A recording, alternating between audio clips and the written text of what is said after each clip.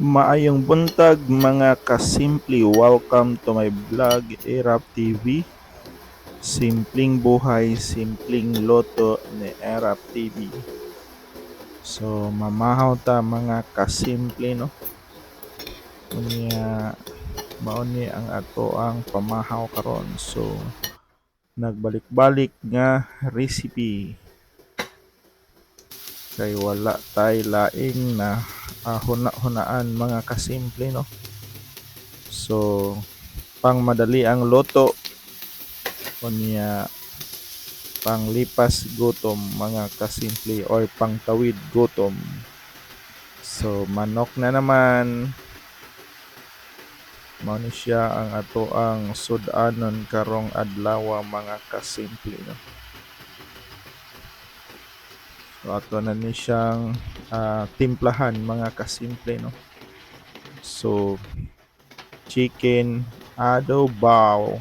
Yan, butangan lang ni natog sili gamay kay para pangpagana sa ato ang kaon mga kasimple. So mao na siya, ato na siyang gitimplahan mga kasimple no. Unya ato ni siyang paituson sud sa 50 to 55 minutes. Pwede na ni siya natong haonon mga kasimple. So hapit na ni siya maluto.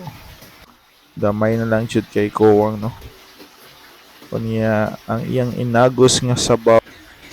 So mao na ni ang ato ang sudan karong adlaw.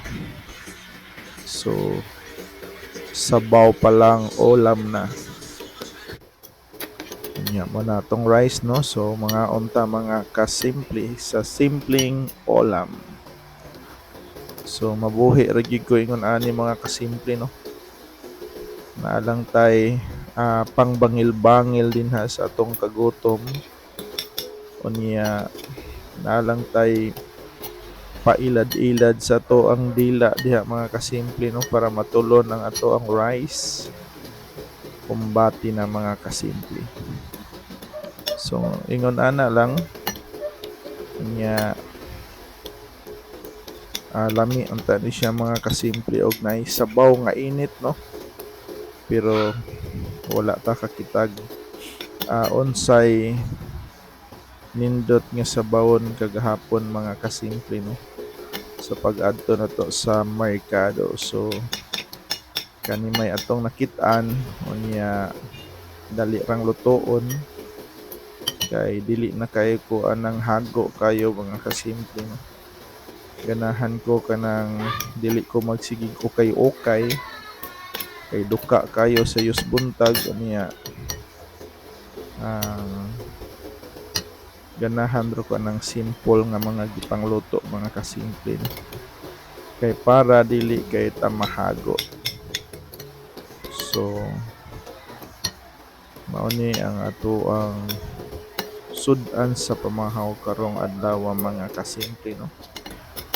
So katong mga kaparihan ako diha og oras sa pagtambong sa trabaho no. Nakahibaw ko nga busy kay murong mga orasa sa pagpangandam pod.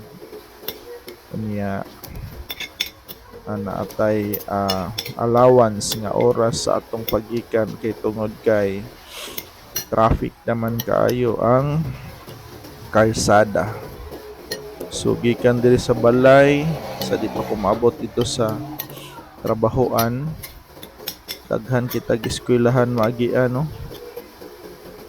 Pila man ni eskwelahan? 1 2 3 4 5 6 murag unom pito. Murag pito ka eskwelahan akong maagian mga kasimple sa dili pa ko maabot sa ako ang trabahoan. So kinahanglan nga sayo tang mugikan para dili ta malate. Nya nagsigitag remind sa tong mga batos nga mag tagaan og